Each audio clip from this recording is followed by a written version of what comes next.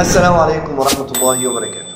تخيل انك في موقع حصل فيه حادثة وانت مسؤول السلامة.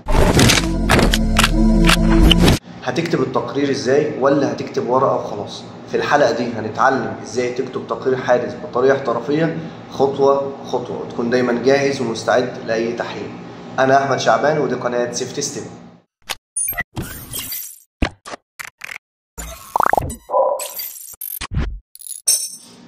أولا، يعني إيه تقرير حادث؟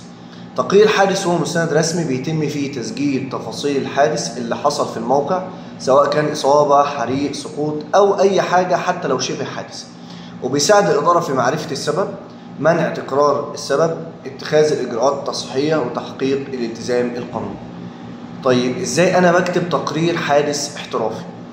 بنجيب معلومات أساسية زي اسم العامل اللي هو اتصاب، الوظيفة بتاعته في أي قسم، مكان الحادث، التاريخ، الوقت، نوع الحادث، هل هو إصابة، سقوط، حريق، هل في إصابة خفيفة، شديدة، تم نقله المستشفى.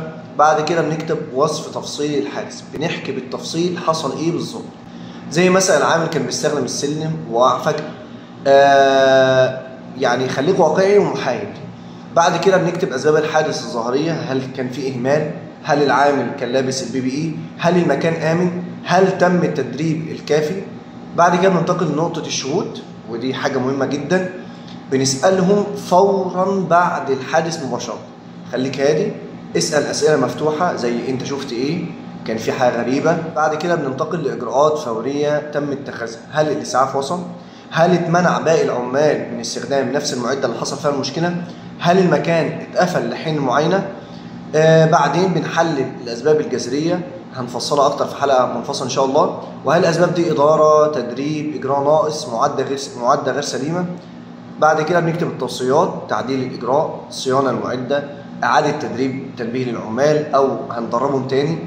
ويا سلام بقى لو في التقرير ده بنرفق صور أو فيديو لو موجودة، يعني لأن صور الحادثة أو المكان بعد الواقعة بيزود المصداقية. زي مثلا 1 أغسطس الساعة 10 الصبح، واحد اسمه محمد السيد كان بيشتغل على السقالة، ما ربطش حزام ولا خد احتياطاته، فجأة حصل اختلال في توازنه، وقع من على الارتفاع، ارتفاع 1.5 متر، تم إسعافه فورا، تبين وجود كدمات في القدم.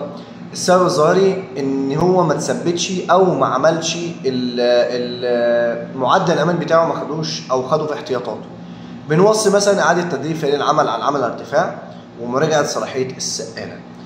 شويه نصائح عامه كده، ما تزودش في التقرير ولا تنقص منه، اكتب بلغه واضحه ومهنيه، خليك دايما محايد، ما تقفش في صف حد.